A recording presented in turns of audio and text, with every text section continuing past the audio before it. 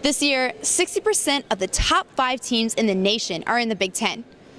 The other 2 teams not in the conference are located less than 3 hours south of Bloomington. Last year, an astounding number of players on the rosters of Sweet 16 teams were born and raised right here in the state of Indiana.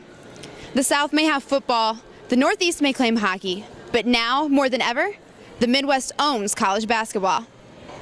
Hi, Coach. I wanted to ask you about the strength of basketball in the Midwest this year, with yourselves, Kentucky, Louisville, Michigan, all coming in toward the top of the ranks. Ohio State. Ohio State, of course. Purdue, Wisconsin, Michigan State, Iowa, Minnesota, Northwestern, Loomis. And how that, if at all, changed the landscape of college basketball?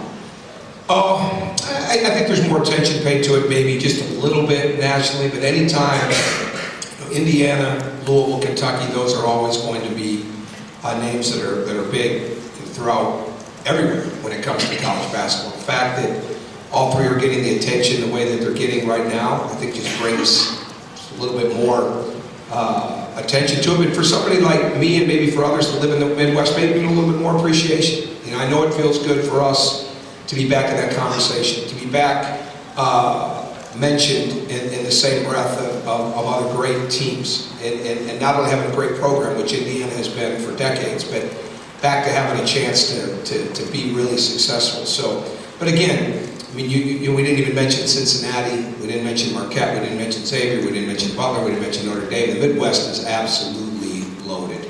Growing up in Indiana, that's all you do is play basketball, and the Midwest in general, so it's pretty special to be able to have that. Speaks volumes of what the coaches are doing here in the Midwest, and being able to get those kids and bring those kids up and being able to be good ball players, so it's pretty cool. First of all, I think that they, whether the AAU programs, the high school programs, are really as good as there is in the country, from top to bottom, all through the states of the Big Ten.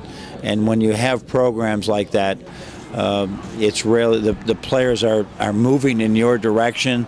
Their fundamentals are sound, and they're watching the Big Ten Network, and they're watching these teams on TV, and it's a great opportunity to go to some place where your parents can watch you play, and your family, your friends can watch you play. So it's always been a fertile ground, and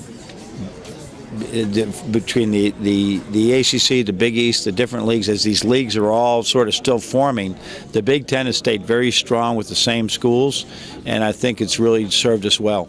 It definitely says a lot about the Midwest, how talented it is. You know, it should make for a fun year for the players and the fans in this area. I feel like it's more, you know, a fan base type of thing. You know, everybody from around this area is starting to get real back into, you know, the Kentucky-Indiana game is becoming a lot bigger than it has been in the past. So, you know, the fans take this, I mean, they're crazy. I mean, they love this sport. They love to see it back to where it needs to be. You know, even, you know, last year with the Kentucky-IU game, you know, things are just, I don't know, it's kind of ridiculous to see the amount of people come out for those 2 games, and like you said, you know, Louisville now being in the hunt, you know, they were last year, this year even, got a lot of guys who can't wait to, you know, finally see this thing start and be able to live in a place close enough to where they can see all 3 of these teams play. Well, I think that it's all of the NCAA has been secular with different leagues. Teams will come and teams will go, and you have outstanding coaches, outstanding programs, but you basically coaches need time to build their program, build their brand, and right now that's what's happening. We have, you know, 9 or 10 coaches who have really been there either for a long time, like the Tom Izzos and the Bo Ryans, or ones that have been there for 4 or 5 years, like or more, like Matt Painter and myself, and Tom Crean now is in his 4th year. You get your program in place, and the ADs have had confidence to stay with coaches when they were rebuilding and not look for quick fixes, and now here you have it. It's been over 12 years since the Big Ten Conference has won a national championship in basketball. But if preseason polls are any indication, you would have to think that their best shot in recent memory would be this year. At the Big Ten Media Day in Chicago, I'm Samantha Dewig for Peaks.com.